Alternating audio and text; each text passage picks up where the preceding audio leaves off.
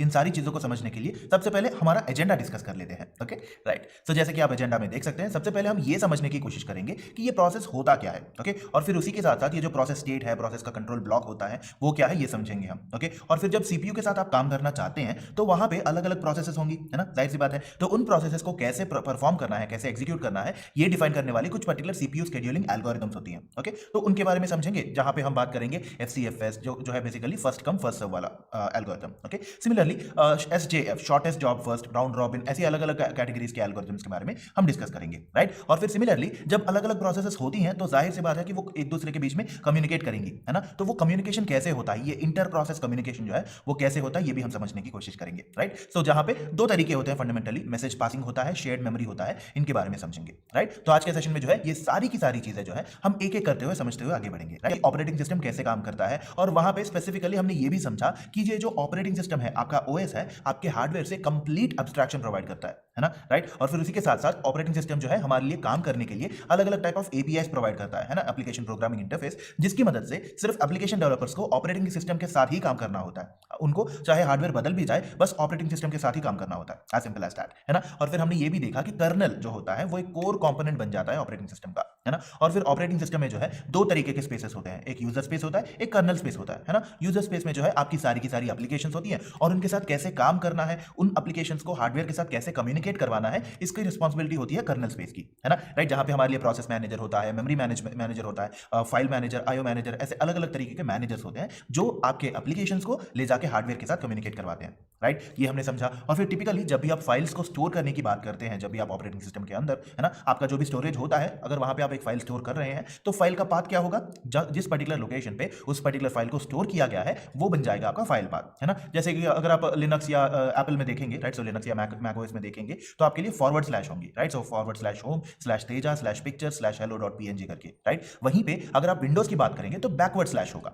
Right. So backward slash users Teja pictures hello dot PNG, right. So file path similarly simply ऐसे मान लीजिए कि file path जो है जिस लोकेशन पे फाइल को स्टोर किया गया है उस लोकेशन का address, as simple as that, okay, right. और फिर हमने ये भी देखा कि जब भी आप किसी ना किसी टेक्स्ट फाइल के साथ काम करते हैं तो लाइन एंडिंग कैरेक्टर्स होती है ना, जाहिर सी बात है। तो जब भी आप एंटर टाइप करते हैं तो डिफरेंट डिफरेंट ऑपरेटिंग सिस्टम्स में उसको डिफरेंट डिफरेंट कैरेक्टर्स की तरह कंसिडर किया जाता है। जैसे कि फॉर एग्जांपल अगर उबंटू या इन द सेंस लिनक्स या फिर मैक ओएस के बारे में बात करेंगे तो बैकस्लैश n कंसिडर किया जाता है। वहीं अगर आप विंडोज सिस्टम के बारे में बात करेंगे तो बैकस्लैश r बैकस्लैश n आ जाता है, राइट। तो ये बेसिकली लाइन एंडिंग्स को रिप्रेजेंट करने के लिए होता है। एंड सिमिलरली हमने ये भी समझा कि जब भी आप फाइल्स के साथ काम करते हैं तो फाइल सिस्टम के साथ भी काम कर रहे हैं आप, है ना।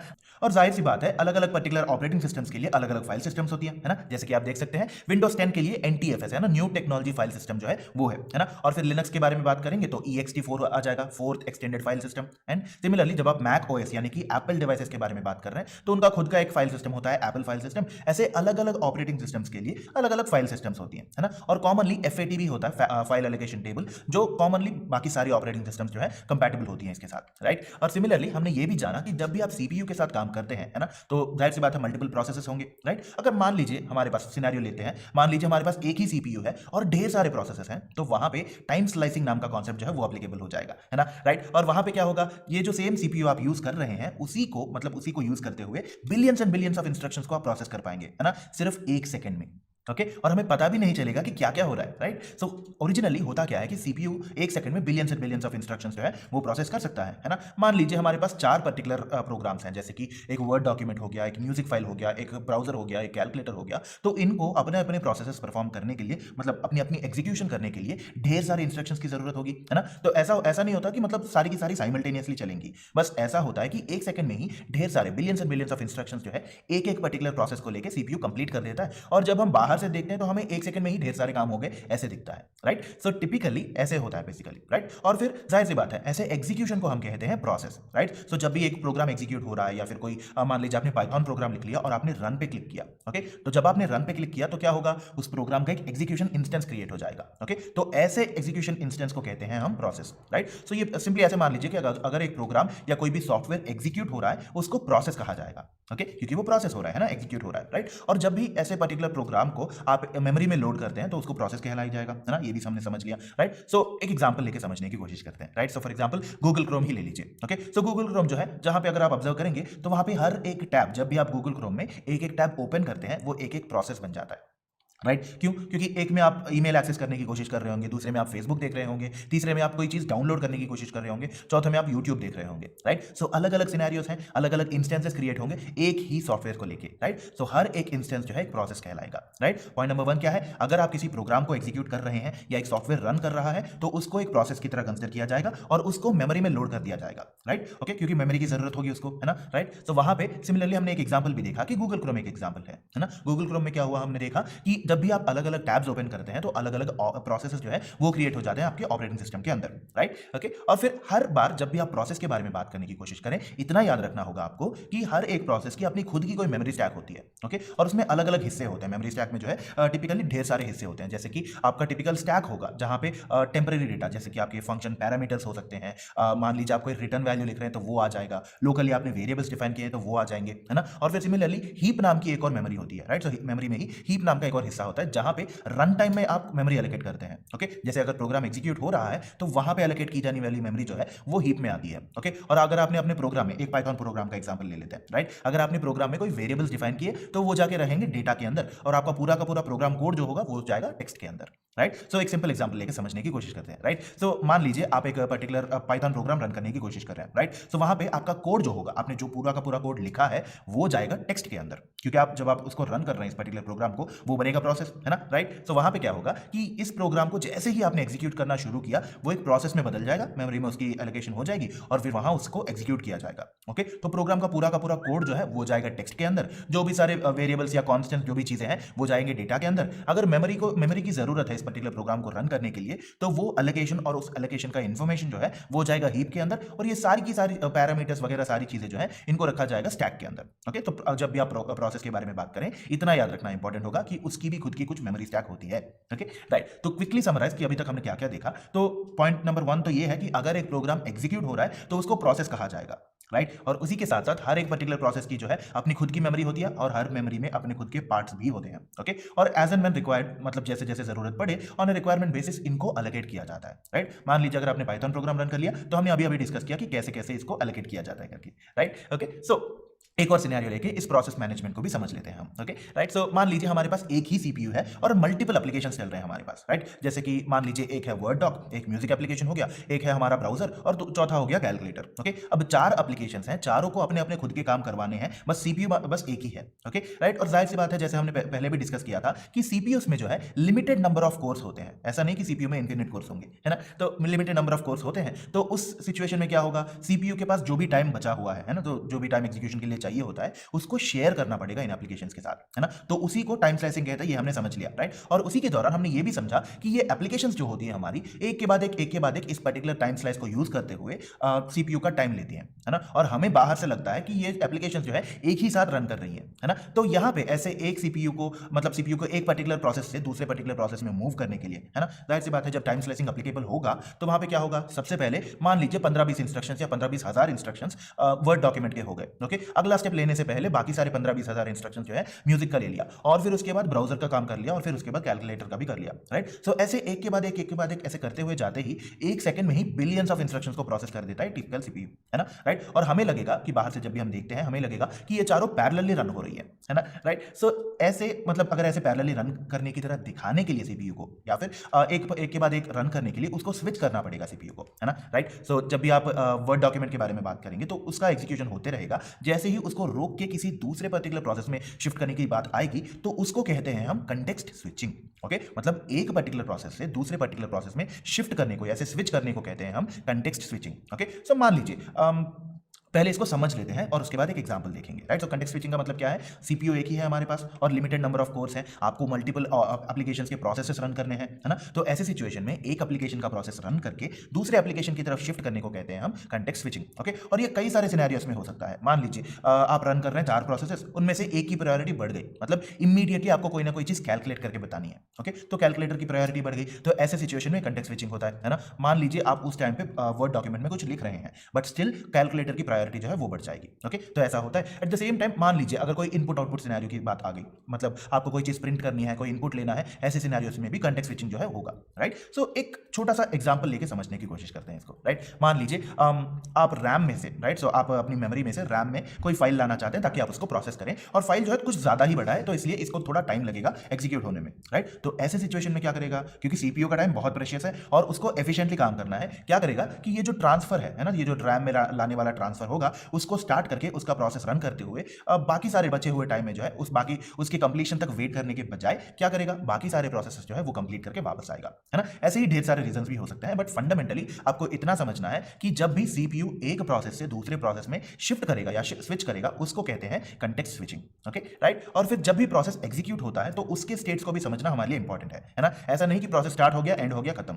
उसका कुछ प्रोसेस होता है, राइट। तो मतलब उसका कुछ तरीका होता है, कुछ स्टेप्स होते हैं जहां पे हर स्टेप के पास प्रोसेस का स्टेट बदलते जाता है। ओके, सो फॉर एग्जांपल ऐसे मान लीजिए कि जैसे ही आपका प्रोसेस स्टार्ट हो गया, है ना, क्रिएट हो गया, तो उसका स्टेट क्या होगा, न्यू। ओके, और फिर जब उसको एक्सेप्ट किया जाएगा, प्रोसेस जैसे ही एग्जीक्यूशन शुरू हुआ, उसका स्टेट न्यू होगा, और जब उसको एक्सेप्ट करेगा आपको ऑपरेटिंग सिस्टम, उसको ले जाया जाएगा रेडी नाम के स्टेट के अंदर। ओके, और फिर रेडी के बाद उसको एग्जीक्यूट करना होगा, है ना। जाहिर सी बात है, अगर एग्जीक्यूशन चल रहा है तो रनिंग नाम के स्टेट में जाएगा। अगर मान लीजिए कोई ना कोई इनपुट की जरूरत है, ओके, आपने एक पाइथन प्रोग्राम लिखा, वहां पे यूजर इनपुट की जरूरत है मान लीजिए, तो क्या होगा, इमीडिएटली इस प्रोसेस को वेटिंग में भेज दिया जाएगा। जब इनपुट मिल गया तब फिर से रेडी, मैं तैयार हूं एग्जीक्यूट होने के लिए, फिर से रनिंग वाला स्टेट आ जाएगा, राइट। और फिर फाइनली ऐसे रन करते करते करते करते जब लास्ट में इसका रनिंग खत्म हो जाएगा, तब जाके एग्जिट और फिर टर्मिनेट हो जाएगा आपका प्रोग्राम, राइट। इसको एक बहुत ही सिंपल शॉपिंग की होगी, एक बहुत ही सिंपल एग्जांपल को लेकर, राइट। अगर आप यहां पे ऑब्जर्व करें, ये आपका सुपरमार्केट वाला एग्जांपल है, राइट। जब भी आपने टिपिकली सुपरमार्केट में कोई शॉपिंग की होगी, तो वहां पे क्या होगा, आप अपनी गाड़ी से उतरेंगे, सुपरमार्केट में एंटर करेंगे, तो आपका स्टेट क्या होगा,